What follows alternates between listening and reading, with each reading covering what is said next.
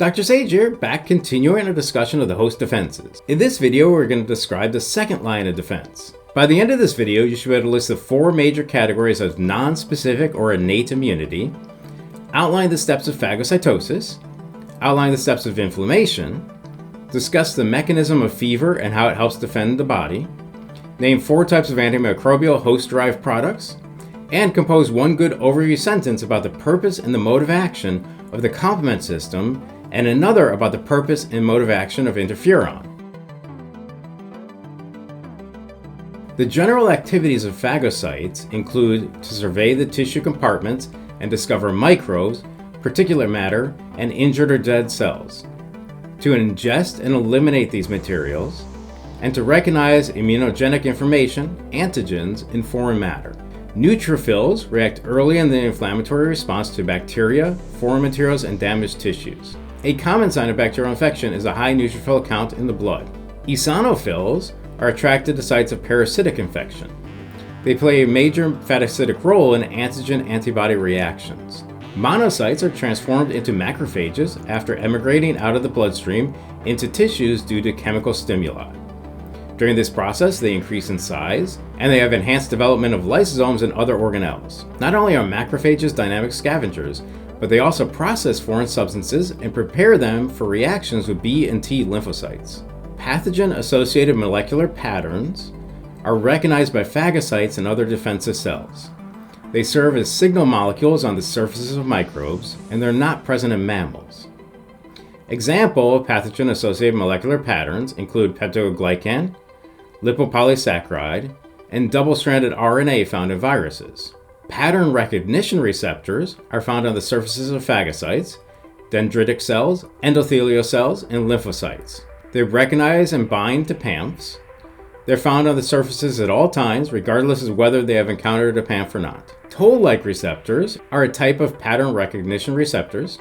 They recognize PAMPs, and they set in motion a cascade of events inside the host cell that amplifies and orchestrates a defense response to the pathogen. Lysosomes migrate to the scene of the phagosome and fuse with it to form the Phagolysosome. Granules containing antimicrobial chemicals are released into the Phagolysosome that destroys the ingested materials. This causes death of bacteria within 30 minutes. The destruction and elimination systems include an oxygen-dependent system, where myeloperoxidase forms halogen ions, and other oxygen products, for example superoxide anion, singlet oxygen, and hydroxyl free radical. Also, you can have release of lactic acid, lysozyme, and nitric oxide. Cationic proteins and proteolytic and hydrolytic enzymes can also be used. The 4 classic signs and symptoms of the inflammatory response include rubor, which is redness caused by increased circulation and vasodilation in injured tissues, calor, which is warmth from the increased flow of blood, tumor, which is swelling from increased fluid escaping into the tissues, and dolor, which is pain caused by the stimulation of nerve endings. There's also a 5th sign of inflammation, which is the loss of function. All signs of inflammation serve as a warning that injury has taken place. They set in motion responses that save the body from further injury. The chief functions of inflammation include to mobilize and attract immune components to the site of the injury, to set in motion mechanisms to repair tissue damage and localize and clear away harmful substances, to destroy microbes and block their further invasion. Vascular changes include early inflammatory events. The earliest changes occur in the vasculature, the arterioles, the capillaries, and the venules. Changes controlled by nervous stimulation, chemical mediators, and cytokines, which are released by blood cells, tissue cells, and platelets. Some of them encourage immune reactivity, some of them discourage or dampen that response, some act on the blood vessels in the area, and some regulate the growth or activation of white blood cells. Edema is leakage of vascular fluid into tissues. Vasoactive substances cause endothelial cells in postcapillary venules to contract and form gaps. Exudate is blood-borne components that escape into extracellular space. Edema is local swelling and firmness due to the accumulation of exudate into the tissues. A unique dynamic characteristic of white blood cells includes dipedesis, which is movement of white blood cells from the bloodstream into the tissues. It occurs because white blood cells are actively motile and able to change shape. Receptors on endothelial cells capture white blood cells and participate in their transport. The unique dynamic characteristics of white blood cells also includes chemotaxis, the tendency of white blood cells to migrate in response to a specific chemical stimulus given off at a site of injury or infection. Cells swarm from body components to the site of infection and remain there to perform general and specific immune functions. Benefits of edema and chemotaxis includes influx of fluid which dilutes toxic substances, fibrin clot that can trap microbes and prevent further spread, neutrophils actively phagocytose and destroy bacteria, dead tissues, and particulate matter, and pus, which is a whitish mash of cells, liquefied cellular debris, and bacteria. Long-lived inflammatory reactions attract monocytes, lymphocytes, and macrophages. Macrophages clear pus, cellular debris, dead neutrophils, and damaged tissue. B lymphocytes react with foreign molecules and produce antibodies. T lymphocytes kill intruders directly. Tissue is completely repaired or replaced by a scar.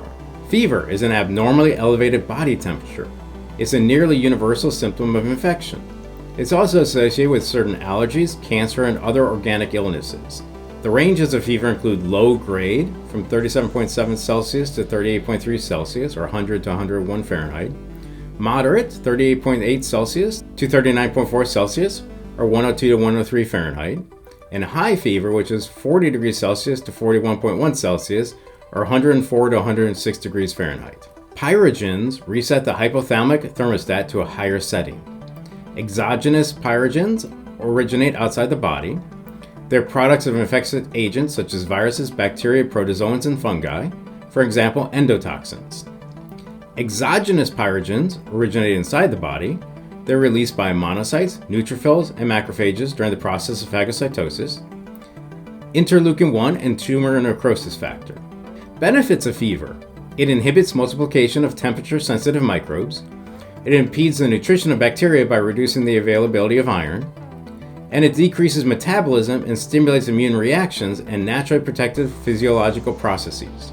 It's a difficult decision whether to suppress fever or not. Some advocates believe a slight to moderate fever in an otherwise healthy person should be allowed to run its course, because a slight to moderate fever can have potential benefits and minimal side effects. All medical experts agree that high and prolonged fevers are risky and should be treated. Fevers in those with cardiovascular disease, head trauma, seizures, and respiratory ailments should also be treated. Antimicrobial proteins include interferon, small protein produced naturally by certain white blood cells and tissue cells. It's used in therapy against certain viral infections and cancer. It's involved in defenses against viruses and other microbes, and in immune regulation and intercommunication. Characteristics of antiviral interferon. Interferon is not virus-specific. Synthesis in response to one cell type will also protect against other cell types. It's produced industrially as a treatment for virus infections. Antimicrobial proteins include complement, which consists of over 30 blood proteins, and it works together to destroy bacteria and viruses.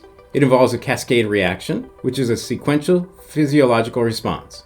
The first substance in the chemical series activates the next substance, which activates the next, and so on until the desired end product is reached. 3 complement pathways includes the classical complement pathway, activated by antibodies bound to microbial surfaces, the lectin pathway, activated by lectins, and the alternative pathway, activated directly by repeating molecules on the microbial surface, such as lipopolysaccharides. Antimicrobial peptides are short proteins capable of inserting themselves into bacterial membranes, between 12 and 50 amino acids long. Examples include bacteriocins, defensins, marginins, and proteagrins. It's part of the innate immune system, and it has an effect on other actions of nonspecific and specific immunity. This concludes our discussion of the second line of defenses and concludes our discussion on the first series of video lectures on host defenses. In the next set of video lectures, we'll begin discussing the third line of defense. Until next time, this has been Dr. Sage.